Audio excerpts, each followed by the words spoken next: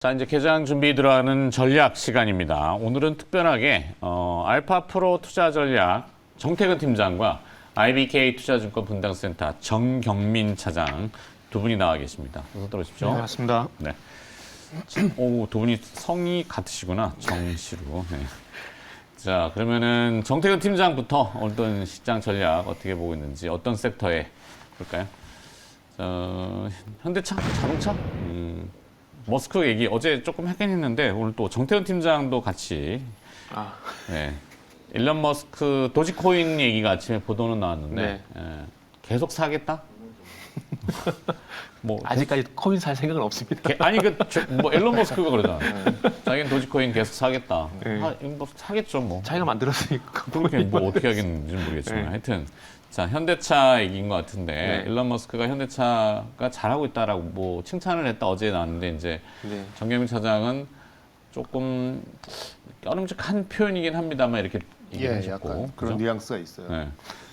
자 오늘 아침에 뉴스 중에 이제 볼보 네. 그러면은 이제 뭐 상용차도 있지만 승용차도 있지만 그 중대형 트럭들 많이 보셨을 거예요. 그러니까 만이라고 하는 트럭이라 뭐 이렇게 네. 뭐 덤프 트럭 이런 거 있잖아요. 볼보가 수소 연료 전지 테스트를 이제 들어가겠다고 했거든요. 네. 그럼 우리 현대차는 과연 색깔을 어떻게 잡을 것인가 고민일 것 같은데. 전기차면 전기차. 네. 어차피 디젤은 이미 다 디젤이란다. 내연기관차는 일단 컨셉을 이미 사양- 친환경으로 잡은 상황이라서 지금 그렇긴 하죠. 전기차 먼저 하고 이제 수소하고 근데 또 웃기는 거는 독일은 이제 러시아에서 가스관을 좀 잠그기 시작했잖아요. 네. 석탄 화력으로 다시 원점으로 다 돌아가고 있어. 지금 이런 거 보면은 네. 와 세상이 어떻게 돌아갈란가 모르겠네. 올겨울에 또 그 전력 부족하다는 얘기 나올 거예요. 프랑스도 지금 원전이 제대로 안 돌아간다는 얘기가 있더라고요. 석탄을 다시 뗀대요. 그러면 친환경이라는 건 어디로 간 거예요? 그러면은 아유. 전기를 만들어서 전기차인데 그 전기를 만들 때 석탄 떼가지고 전기 만드는 물론 다 그런 건 아니겠지만 하여튼 세상 돌아가는 게 희한합니다. 네. 자 일단 현대차. 네. 그 지난주에 한번 그 LG 에너지 솔루션하고 그다음에 삼성 SDI 원통형 배터리가 있었는데 그러다 보니까 계속해서 2차 그 전기차 관련돼서 계속 관심이 좀 생겨가지고 그래서 현대 친환경차 관련주 이렇게 말씀드리겠습니다.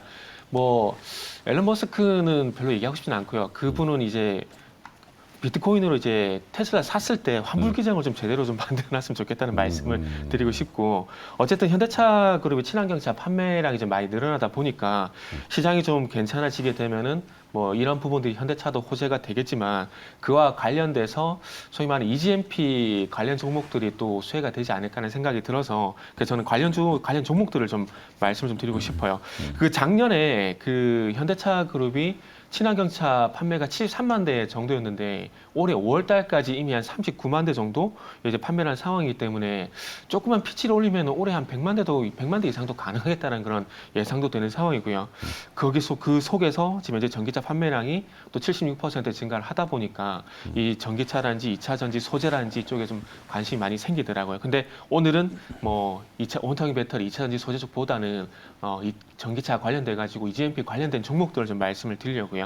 그래서 아시겠지만 EGMP 관련 종목들이 여러 가지 많은 종목들이 있는데 그 중에서 네 가지 정도만 좀 말씀을 드리면 현대모비스, 현대유야, DIC, 동아화성 같은 경우에는 소문으로 들었어도 한번 말씀드렸던 종목인데 네. 이 회사는 EGMP 쪽에 배터리팩 모듈 게스켓을 이제 독점적으로 공급을 하고 있습니다. 게스켓은 그냥 실리콘이라 보시면 될 것 같습니다. 실리콘이라 보시면 고정 실리콘이라 보시면 될 것 같고요.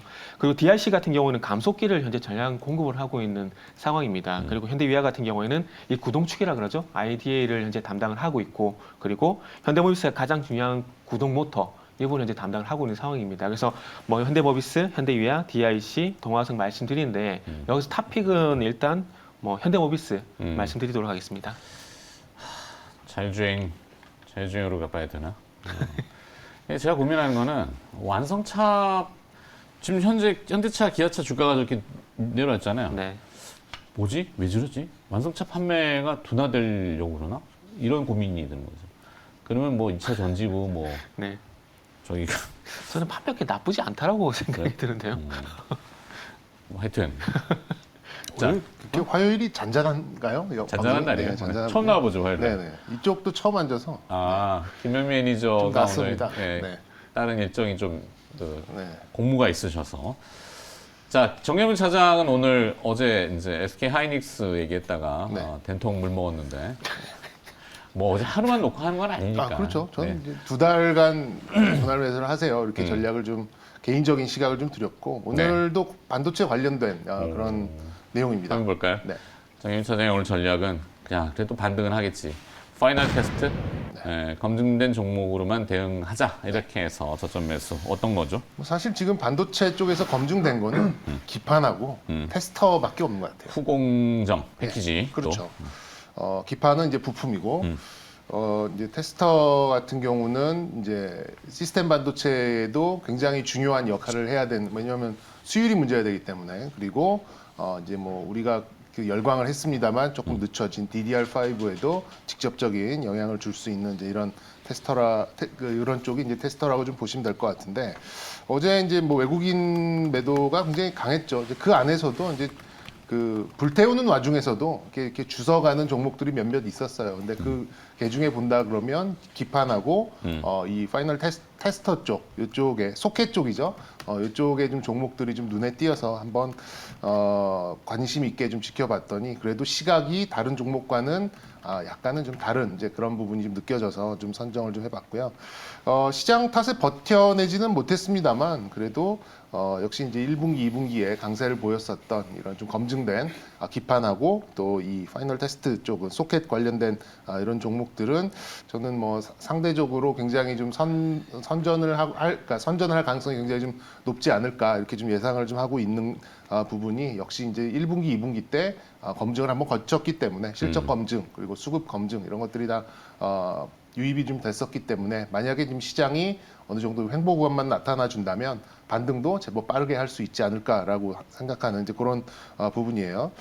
테스터 쪽에 이제 뭐 이게 어떤 방식이냐, 어떤 방법이냐, 또 어떤 종류냐 이런 것에 따라서 굉장히 많은 그런 테스터의 종류가 좀 있습니다. 그리고 공정마다 또 각각 테스트를 하기 때문에 이게 또 뭐 어떤 종목들마다 이제 다 특징이 좀 있습니다만, 이제 뭐 인터페이스 보드도 있고 뭐 프로브 카드도 있고 뭐 소켓 방식, 뭐 핀 방식 여러 가지가 있습니다만, 제가 좀 뭐 이렇게 관심 있게 보는 쪽은 소켓 쪽이고요. 소켓은 뭐 3대장이 있습니다. 리노공업하고 TSE, ISC 요 세 종목이 가장 좀 대표적인 그런 소켓 부분인데, 역시 이제 DDR5향 그런 이제 소켓 뭐 관련된 그런 매출 비중 좀 생각해 볼 수 있겠고, 그리고 우리가 좀 기대를 했던 것보다는 속도감이 안 나고 있다 보니까 DDR5 관련된 이제 그런 종목들이 조금 버텨내지 못하는 그런 부분이 좀 있었습니다만, 말씀드린 대로 이 시스템 반도체 쪽 수율과 또 관련된 부분이 좀 있기 때문에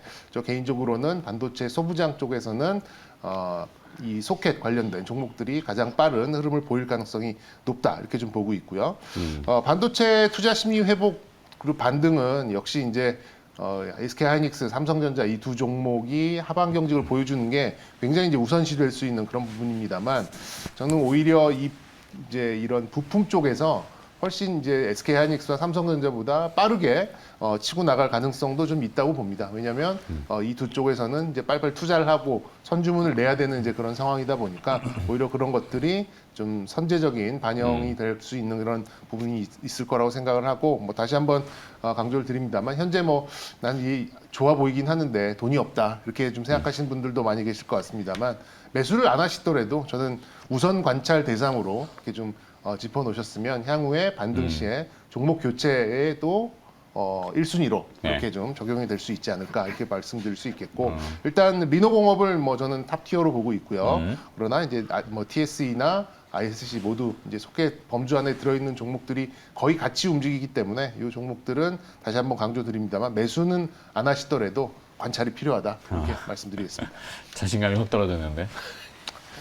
뭐 이 시장 보면은 떨어질 수밖에 없어요. 그렇죠. 뭐 이럴 때도 있고 저럴 때도 있는 건데 무거운 건 사실이니까. 뭐 오늘 아침에 SK증권 한동희 애널리스트가 파크 시스템즈 리포트를 내놓은 것 같아요. 네.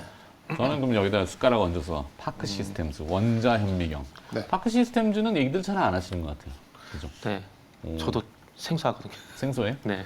뭐 수주가 상당히 많더라고요. 네. 수주 잔고가 상당히 많은데 주가가 뭐 다른 것도 같이 떨어졌으니까 그렇긴 한데 요 며칠 시장 대비 좀 강세를 보이는 이제 그런 측면이 좀 있기는 했습니다. 네. 알겠습니다. 제가 하여튼 숟가락 얹어서 네. 파크 시스템즈, 그다음에 정경민 차장은 리노공업. 네. 저는 현대모비스. 현대모비스. 네, 화면 정리 보겠습니다. 두 분의 오늘 전략은 자동차와 그다음에 이제 IT 쪽인데 사실 자신감 있게 확 얘기하기는 시장이 안 도와주니까 뭐 어쩔 수 없지만 그죠? 저는 사도 된다고 보는데요. 오케이. 사도 매수에도는 우리가 자, 하여튼 저점 매수 전략으로만 참고하시면 되니까 현대모비스 정태현 팀장, 그다음에 정경민 차장은 리노공업 이렇게 정리하겠습니다. 자, 일발장전 넘어가겠습니다.